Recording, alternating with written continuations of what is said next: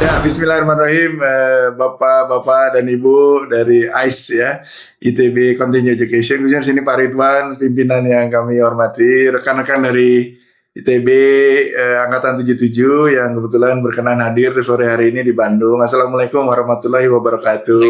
Salam sejahtera bagi kita semua. Pertama-tama kita panjatkan puji syukur kehadirat Allah Subhanahu wa taala karena berkat tidurnya lah kita bisa bertemu sore hari ini ataupun di dalam rekaman. Maksud dan tujuannya kira-kira kepada Pak Ridwan dan AIS itu tahun depan, tahun 2027 itu ITB 77 akan merayakan 50 tahun. Reuni Akbar 50 tahun. Kami ada 3 program, kami perkenalkan sebelah kanan ini ketua panitianya Pak Agus Alwi, panggilannya Pak Ancung. Lalu juga ada Pak Nanang Untung, lalu juga ada Pak Bambang Edi Leksono, Pak Andriano, dan juga Pak Bambang Sadewo. Ini hanya sebagai hal kecil daripada ITB 77. Salah satu program dari 3 program kami adalah ITB 77 untuk ITB 77, ITB 77 untuk masyarakat, dan ITB 77 untuk ITB. Ya, itulah yang kami sedang berupaya dan mencari masukan, memberikan masukan juga kepada Pak Riri, kepada Pak Ridwan, dan juga nanti ke Pak Safrizal dan Pak Wahyu, Bu Sopi. Apa nih yang kita bisa sumbangkan? Tadi kita sudah ketemu Pak Rikrik, beliau juga berpendapat bahwa sekarang adalah saatnya gitu ya, alumni ITB itu number 1 lah untuk dijadikan mitra. Lalu juga menyarankan tidak hanya reuni dengan hura-hura, bikinlah sesuatu. Nah, salah satu yang kami merasa perlu untuk mengetahui lebih jauh yang tadi sudah disampaikan oleh Pak Ridwan adalah tentang ICE. Ini kan menarik sekali. ICE ini kami sudah ikuti juga websitenya Bapak, ada sekitar 250 mata pelajaran ya Pak Ridwan, luar biasa. Jadi di situ kami lihat ada program sertifikasi, ada program eksekutif, ada program pembelajaran dan sebagainya. Jadi saya lihat ini adalah cocok sekali dengan apa yang disampaikan Pak Rikrik tadi, apa peran alumni dan juga niat-niat kita. Nanti mungkin teman-teman akan memberikan tambahan. Tadi saya sampaikan Pak Bambang Edi Leksono ini selain tentu ahli remote sensing, tapi beliau juga tenaga ahli dari BUMN ya, perusahaan batubara, tambang dan sebagainya. Jadi iya, jadi timah. Jadi beliau punya ini, dan kalau itu disampaikan dalam bentuk-bentuk continuing education akan sangat baik. Contoh itu ini beberapa contoh ya. Pak Nanang Untung ini adalah mantan dirut LNG di Badak, dan sekarang beliau adalah komisaris Pertamina Hulu, mengambil keputusan-keputusan untuk investasi migas, Pak Ridwan. Jadi kalau migas itu akan dilakukan pengeboran atau eksplorasi atau dilakukan pengembangan terhadap lapangan yang ada, Pak Nanang Untung yang harus mereview dan tanda tangan. Jadi itu kan informasi yang sangat mahal dan ilmu yang sangat mahal, sangat praktikal, sangat diperlukan oleh para alumnus ITB ataupun non ITB. Nah, sebelah kanan saya selain ketua panitia Pak Agus Alwi ini karirnya panjang di bidang properti. Beliau sempat terakhir di Rut Bakri Property, develop banyak properti, ahli project management, ahli pengembangan properti. Rasanya sayang sekali kalau tidak menjadi beberapa topik pelajaran dalam ICE gitu ya, ICE ini. Jadi itu, tapi nanti kita tentu harus bicarakan bagaimana. Lalu sebelah kiri lah, ini contohnya Pak Andriano. Ini karirnya sangat panjang. Sebelumnya di pabrik pupuk, tapi mengalami problematika perusahaan yang namanya PT Kertas Kraft Aceh. Kertas Kraft Aceh itu terpaksa ya, karena situasi keamanan, karena kondisi di Aceh harus restrukturisasi berkali-kali. Dan beliau ini udah makan garam lah di PPA, perusahaan pengelola aset, di perusahaan-perusahaan yang sakit. Ilmunya udah sangat lengkap untuk menceritakan bagaimana kalau perusahaan itu sedang sakit dan akhirnya bagaimana ceritanya. Ini Pak Andriano lah salah satu tokohnya, dan bisa lah tentu di-sharing sebagai beberapa topik di ICE. Siapa tahu nanti perusahaan publik maupun perusahaan non publik ya, BUMN mengalami kasus-kasus seperti yang Yang tentu tidak mau ya kita seperti itu ya. Tapi ya pasti ada saja perusahaan seperti itu. Ini ahlinya Pak mantan Dirut Kertas Kraft Aceh. Terakhir di sebelah kiri, ini baru sekali lagi sebagian ya. Banyak sekali nanti ada ahli jalan tol, ada ahli pembangunan bangunan, gedung, konstruksi, ada ahli farmasi dan sebagian kimia. Pak Bambang Sadewo ini salah satu keahliannya waktu beliau terakhir menjadi direktur produksi PT Pupuk Indah Muda adalah menjalankan pabrik di daerah Gerakan Aceh Merdeka sedang bergejolak. Jadi bagaimana kamu jalankan pabrik dengan situasi keamanan yang tidak menentu? Jalankan pabrik aja udah susah kan? Bagaimana di situasi yang itu banyak lah pengalaman. Di sekarang kemarin di Papua, Freeport maupun di Bintuni mengalami sekarang bagaimana mengelola pabrik di daerah OPM misalnya gitu kan. Jadi itu situasi-situasi memang benar-benar terjadi gitu. Oke, sekarang boleh satu persatu. Sebelah sana Pak Bel, gimana pengalaman sebagai tenaga ahli komite dalam apa yang kira-kira bisa dibawa dari pengalaman Pak Bel? Jadi pengalaman saya itu 4 tahun di komite di Timah yang terakhir ya. Timah ya. Terakhir. Jadi kita tuh reklamasi ya. Terakhir tuh reklamasi tambang, pertama sekarang tambang yang darat itu udah mulai sedikit ya. Jadi di laut. Di laut. Jadi kita bagaimana reklamasi bekas tambang bawah laut. Oke. Nah, itu akan terjadi pada banyak tambang di Indonesia. Di Indonesia, hampir seluruh tambang. Akan harus dihadapi. Dan ini kita lakukan, jadi kita survei semuanya tambang-tambang timah yang ada di Bangka Belitung, kemudian kita rangkum dan sempat kita presentasikan di FIG ya, di Orlando. Di Orlando ya tahun lalu. Untuk mendapatkan persetujuan. Jadi minimal dunia tahu bahwa Timah itu melakukan reklamasi juga di bekas tambangnya itu. Jadi kita terumbu karang kita hidupkan kembali, terus kemudian ikan-ikan itu bisa sehat lagi. Menarik ya, Pak ya mungkin itu yang terakhir ya. Yang terakhir. Bisa di-share. Mungkin sebelum itu Bapak tentu dengan melakukan pemetaan, kenapa menjadi tenaga ahli karena banyak pengalaman di sana gitu ya. Ada ilmu terutama di sini adalah rapid mapping ya di kita. Rapid mapping. Jadi pemetaan cepat. Pemetaan cepat ya kalau dulu itu adalah nunggu berhari-hari. Sekarang itu adalah kita itu sekarang sore itu udah jadi. Gitu. Contoh itu waktu kita di di Palu ya. Jadi waktu itu Pak Irwan Milano menuju saya ke Palu. Jadi sama anak S3 ini. Jadi ke sana itu ada mereka tuh mau bikin WC aja, itu sulit.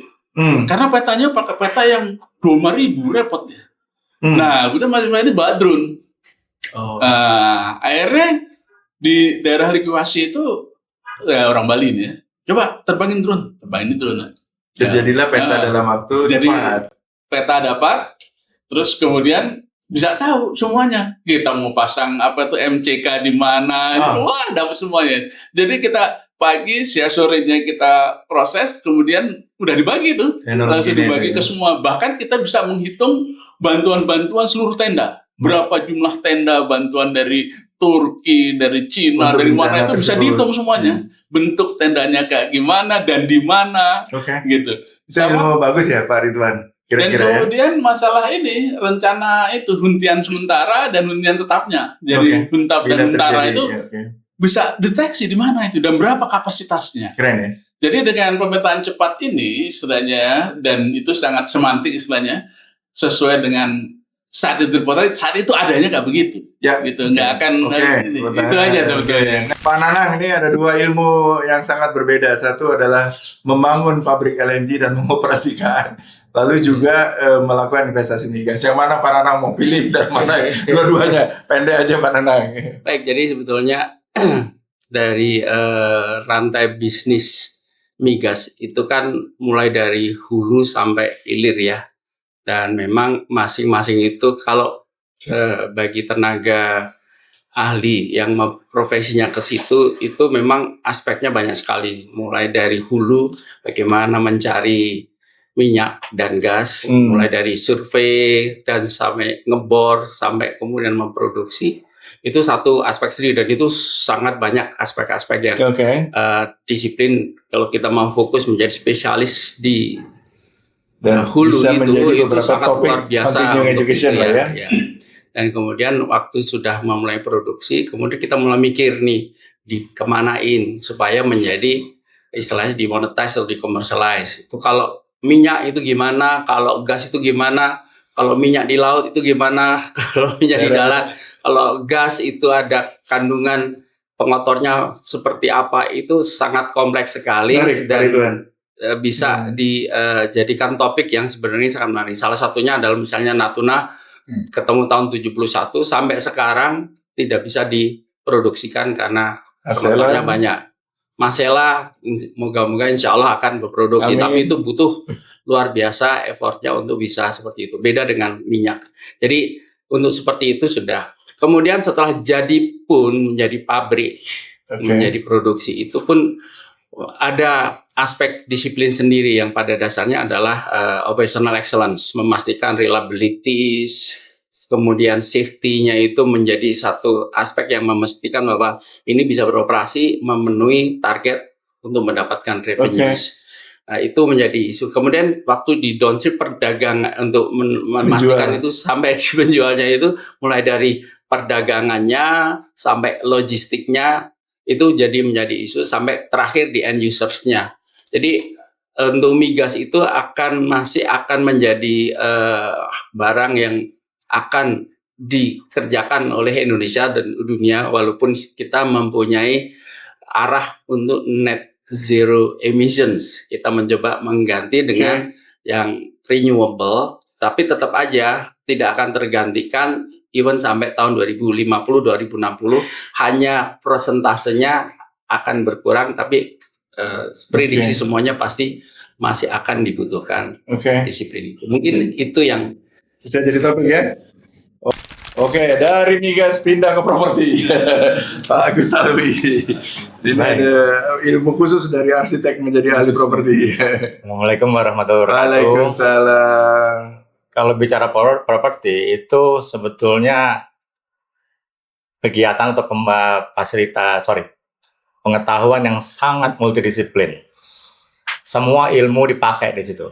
Dari yang teknikal maupun sampai ke psikologi, ekonomi, dan sebagainya. Dan kebetulan saya sekitar 40 tahun lah ya berkecimpung di dunia properti, membangun kawasan kota baru, gedung tinggi, hotel, apartemen, mall, dan semua tipe bangunan. Dan itu semua sangat spesifik di setiap pembangunan itu. Walaupun bangun 2 gedung sama, akan lain caranya, akan beda hasilnya. Nah, banyak sekali yang perlu diperhitungkan, karena kan properti itu membangun fasilitas untuk orang hidup, manusia hidup, berkarya, dan beraktivitas. Jadi semua aspek diperhitungkan. Nah, yang menarik adalah bahwa properti itu sangat terikat dengan lokal. Sangat terikat dengan lokal, apalagi kalau di Indonesia kan ada istiadat dan sebagainya, sangat spesifik di tiap daerah. Dan kita harus properti itu kan mulai dari masalah di pengadaan tanah, perizinan, pembangunan, penjualan, pemeliharaan, dan sebagainya, itu semua serentetan yang punya spesifik masalah. Yang menarik yang pernah saya alami, misalnya ada satu proyek pada saat saya perusahaan kita grup waktu itu mau membangun kawasan di daerah Lombok. Bos nunjuk satu project manager dari Polandia, asing. Saya waktu masih keroco, junior manager, kirim ke sana, presentasi bla bla bla bla. Gak lama si bos ditelepon oleh si gubernur bilang rejected. Jangan. Nggak setuju. Bos panggil saya, masih keroco nih. Dia bilang, lu gantiin dia. Wah, kaget juga kan. Saya pelajari kenapa dia gagal. Nah, saya terbang ke sana dengan approach gaya Melayu, gaya Indonesia. Kalau dia gaya bule, presentasi dan arogannya bilang pang. Nggak suka orang sana. Nah, saya pelajari itu dan saya lihat, oke, ini kuncinya. Saya mulai datangin dulu kepala Bapedanya, datangin dulu kepala wakil gubernurnya dan sebagainya. Akhirnya pada saat presentasi dibilangnya the best presentation ever. Padahal sama aja gitu yang dipresentasi. Artinya apa? Lokal itu sangat berpengaruh di pembangunan properti. Nah, ini seperti ini yang kadang-kadang nggak ada di sekolah itu. Ah, Sesuatu yang kita dapat dari pengalaman. oke. Sama juga tentang misalnya mungkin di sekolah nggak tahu bahwasanya kalau namanya bangun kawasan, menyerahkan fasilitas umum, fasilitas sosial ke pemerintah, itu ribetnya bukan main. Nah, itu gimana caranya supaya bisa lancar dan bisa diterima dan apa namanya akhirnya dipelihara oleh pemerintah. Sekarang kebanyakan kan diserahkan tapi nggak dirawat oleh pemerintah, balik lagi ke developer kan. Nah, itu juga perlu ada ininya. Kemudian apa saja yang perlu diperhatikan pada saat membangun mendevelop kawasan dan sebagainya. Oh, menarik itu ya. itu masing-masing punya Ilmu tersendiri. ilmu yang tidak ada di sekolah itu. Nggak ada di sekolah. Dan Kearifan itu yang lokal barangkali lah, ya. gitu ya. Barangkali itu yang perlu diperhatikan. Di-share ya. Misalnya aja Bapak mungkin nggak mungkin dari Padang ada di sini ya. Itu dulu orang Padang itu nggak mau pakai genteng, betul kan Andriana? Rumahnya. Maunya pakai atap besi itu ya. Karena apa? Karena kalau atap tanah genteng itu dianggap kuburan itu. Tanah di atas kepala itu kuburan. Nah, ini nggak ada yang nggak itu kadang-kadang. Sama kayak Feng Shui kalau Chinese.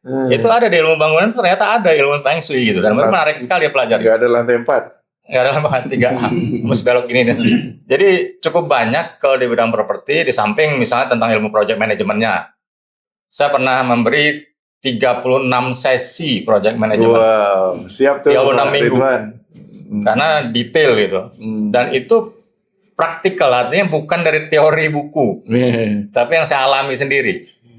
Nah, ini 36 minggu itu ya yang si junior manager jadi langsung pegang satu perusahaan, satu project besar. Karena lengkap di situ. Nah, ini barangkali bisa kita share, Pak. Karena menurut saya yang badan yang ini yang cocok banget ya dengan gitu ya? ide kita. Kita pengen sharing nih, tapi kok kayaknya ITB nggak kemana? Belum kenal Pak Ridwan, baru sekarang kenal. Terus direkam lagi. Nanti diedit ya. Dulu kita pernah di arsitektur ngasih ke prodi, tapi kayaknya Prodinya nggak terlalu perlu. Jadi ya udah gitu. Nah, sekarang ada penampungnya. Sedangkan ini Dan kan ada kita weekend show. baru 77 loh Pak. Baru 77. Belum angkatan lain. Belum angkatan lain nih. Jadi saya pikir bukan main. Kalau diberdayakan bukan main itu. Bukan main. Ya, siap. Ini Pak Ridwan yang kuncinya berarti.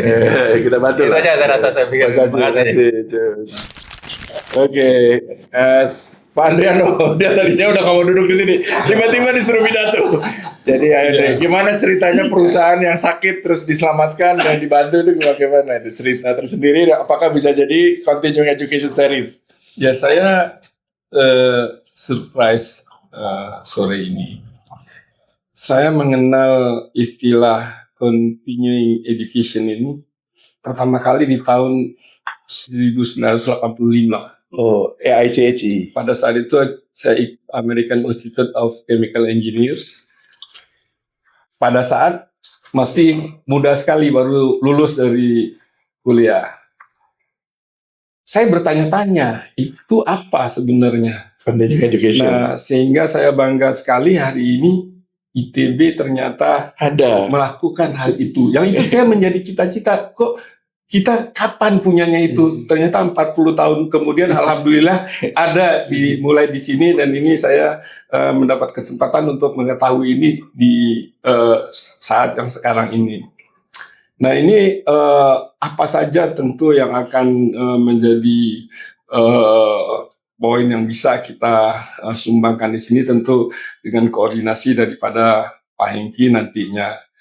Kami tentu kalau memang bisa sesuai, ada beberapa pengalaman yang kita punyai di masa karir kita yang sudah berlalu unik ini. ya, pengalamannya unik. Khususnya barangkali kalau seperti dijelaskan oleh Pak Hengki, di daerah yang situasinya normal, itu mungkin menjadi bagian-bagian yang biasa. Kami kebagian di dalam karir ini berjalan di daerah yang tidak normal. Nah, itu meliputi membangun satu industri baru dimulai, tetapi keadaannya tidak normal. Dan alhamdulillah itu selesai, dan sekarang menjadi hal yang penting untuk keberlanjutan daripada usaha tersebut. Pabrik pupuk Iskandar Muda 2 Nah. di PT Pupuk Iskandar Muda. Lalu kepala proyek. Ternyata pengalaman itu tidak berhenti di situ. Dapat lagi yang susah satu lagi. Jadi di tengah-tengah kesulitan itu Ditambah kesulitan. mengalami kesulitan satu perusahaan. Nah, saya berurusan lagi dengan yang ini. Nah, ini bagaimana kita bisa bertahan, bagaimana kita bisa mencoba untuk mengembalikannya. Nah, ini apakah ini bisa menjadi topik-topik? Sangat bisa. Nantinya tentu akan menjadi bagian-bagian yang bisa dikerjasamakan. Mungkin itu saja. Terima kasih.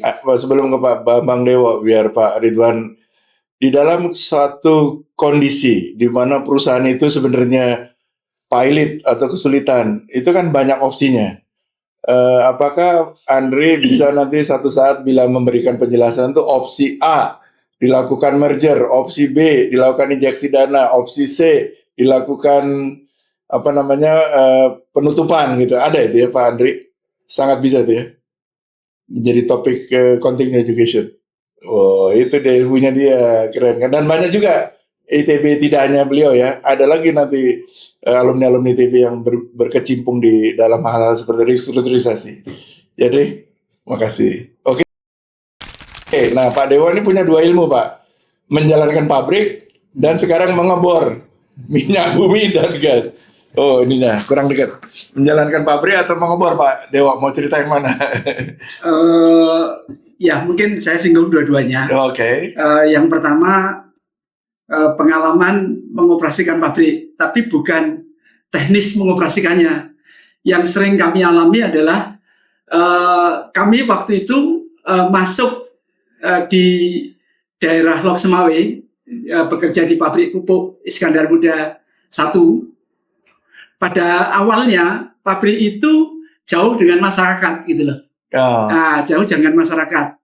Tapi ternyata lama-lama masyarakat itu Mendekat ke makin pabrik. mendekat. Tempat tinggalnya. Ya, tempat tinggalnya. Sehingga kalau ada gangguan pabrik seperti misalnya amonia yang Bocor. nah ini menjadi problem gitu. Dan ini dialami oleh Kilang. Dan dialami oleh Pertamina Patraniaga di Caku, bukan,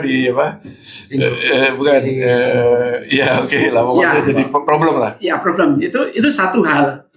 Hal yang kedua, di daerah kawasan industri Lok Semawe, waktu itu ada LNG Arun, kemudian ada pabrik pupuk ASEAN, ada pabrik pupuk Iskandar Muda, kemudian ada kertas Kraft Aceh, ya itu di satu kawasan industri.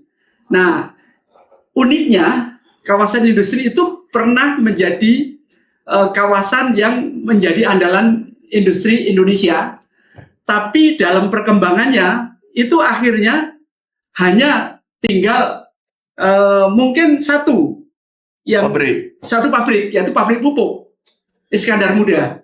Sementara industri yang lain, LNG tutup. Kemudian AF tutup, pabrik kertas Kraft Aceh tutup. Nah, menurut saya ini perlu ada studi yang lengkap, ya, kenapa pengembangan kawasan industri itu tidak bisa sustain sepanjang masa gitu loh.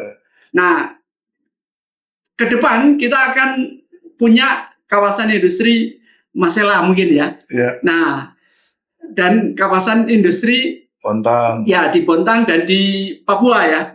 Nah, kalau studi di kawasan industri Lok Semawe itu bisa potret dan pecahkan kenapa dan bagaimana bisa mempertahankan. Nah, harapannya pengembangan kawasan industri di Indonesia lainnya itu bisa menjadi sustain gitu loh. Bagus. Ya, jadi meningkatkan kesejahteraan Indonesia, masyarakat Indonesia secara jangka panjang ini benar-benar tercapai gitu loh. Ya. Gitu. Mungkin itu aja. Oke, pengeboran mau cerita sedikit? Ya. Nah, pengeboran itu begini. Sedikit. Saya setelah pensiun dari pabrik pupuk kemudian masuk ke industri hulu yang sebenarnya pengen tahu, karena pada waktu kita menjadi konsumen gas itu, kenapa kok gas itu mahal gitu. Nah, ternyata setelah masuk di industri hulu, terutama hulu migas nih. Hulu migas ya, terutama bagaimana menghasilkan gas itu harus lewat suatu pengeboran. Nah, ini ternyata mahal gitu loh.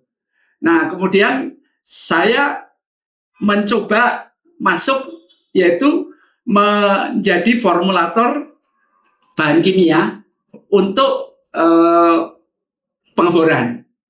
Ya. Nah, ini cita-citanya adalah kita pengen menghasilkan produk dalam negeri. Ya. Yang murah. Yang lebih murah. Dan itu kalau kita buktikan itu sangat mungkin kita murah gitu ya. Dan itu hanya satu sisi dari chemicalnya, satu sisi dari pengeboran. Iya. Masih banyak lagi. Masih banyak yang lain. Bisa di-share dalam bentuk continuing education. Gitu. Nah, ini menurut saya bagi mahasiswa teknik kimia khususnya peluang untuk bisa berkarir jangka panjang itu sangat terbuka gitu.